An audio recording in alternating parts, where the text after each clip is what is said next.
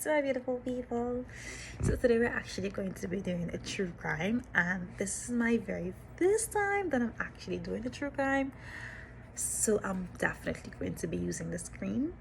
So bear with me as we get through this process. So today we're going to be discussing Delroy Grant, whose alias was the Night Stalker. So let's get into it.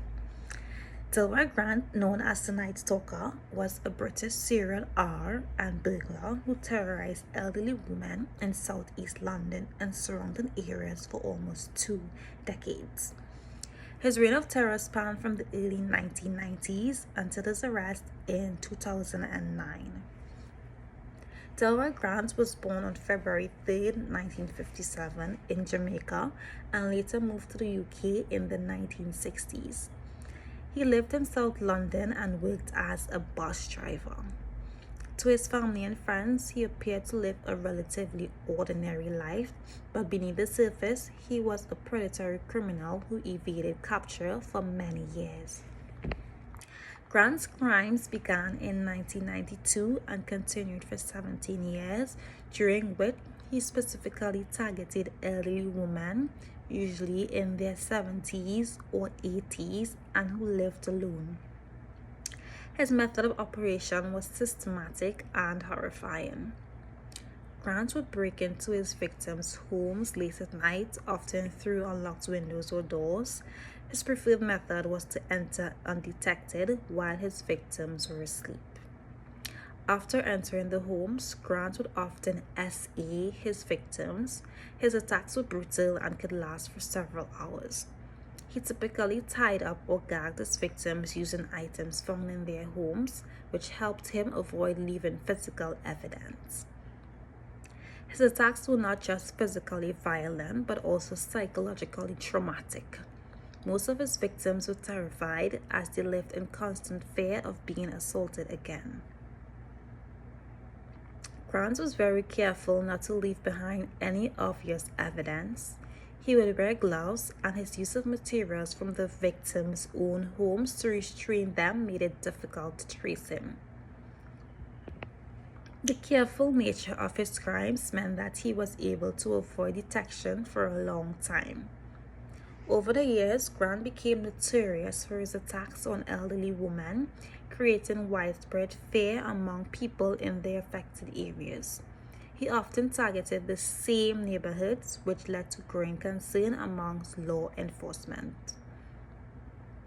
The police struggled to connect the various crimes as they appeared to be random burglaries and assaults on different women across the region. However, there were patterns in the crimes, particularly the targeting of elderly women and the specific method of entering homes.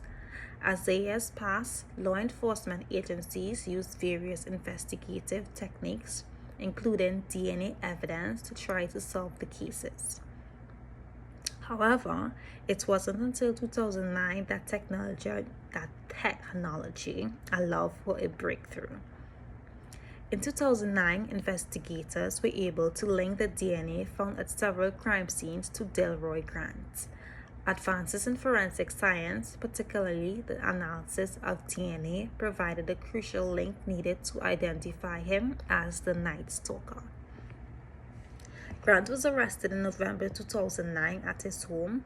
At the time of his arrest, he was working as a bus driver and had a family. His capture was a shock to many who knew him, as he had been able to blend in with his community, keeping his criminal activities hidden for years. Grant's trial began in 2011, and he was charged with 29 counts of rape, 14 counts of indecent assault, and multiple charges of burglary. The charges covered the period from 1992 to 2009, and he was found guilty of most of them.